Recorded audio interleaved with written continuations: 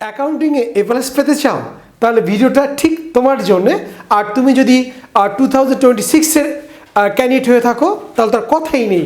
তো আজকে আমরা দেখব কিভাবে অ্যাকাউন্টিং সেকেন্ড পার্টে এ প্লাস পাওয়া যায়, সেই চ্যাপ্টারগুলো কী কী, টপ 5। ওকে, তোমরা দেখতে পাচ্ছ যে আমরা এখানে 5টা চ্যাপ্টার নিয়ে কাজ করব, যে 5টা চ্যাপ্টার পড়লে অবশ্যই আসবে, বিশেষ করে বিগত বোর্ডে কিন্তু এসেছিল।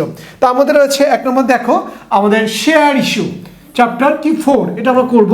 তারপরে হচ্ছে অংশীদারি ব্যবসা অর্থাৎ পার্টনারশিপ চ্যাপ্টার 2, যেটা এটা ভালো করে করব। তারপরে হচ্ছে আমাদের আর্থিক বিবরণী বিশ্লেষণ, মানে ফিনান্সিয়াল স্টেটমেন্ট অ্যানালাইসিস অর্থাৎ চলতি অনুপাত, তাউল অনুপাত, এই রিলেটেড যে ম্যাথগুলো রয়েছে এটা চ্যাপ্টার 5-এ রয়েছে। তারপরে যে মজুদ পণ্য হিসাব রক্ষণ পদ্ধতি, লিফো ফিফো অ্যাভারেজ, ঠিক এটাও করব, এটা চ্যাপ্টার 8।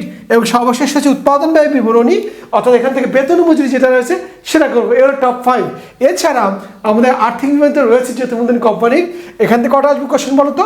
2টো আসবে। এই 2টো অবশ্যই আমরা ভালো করে করে যাব, তাহলে আমাদের ওখানে 50 মার্কস, এখানে 20 মার্ক, তো 70 কমপ্লিট।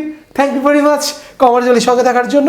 আর তোমাদের যে কোনো প্রবলেম হওয়ার যদি থাকে সেটা অবশ্যই তোমার ইনবক্স করবা এবং বন্ধুদের জানিয়ে দেবা যে কমার্স ভ্যালিতে বিভিন্ন ধরনের কমার্সের ভিডিও আপলোড করা হচ্ছে, অবশ্যই তোমাদের কাজে লাগবে। Thank you.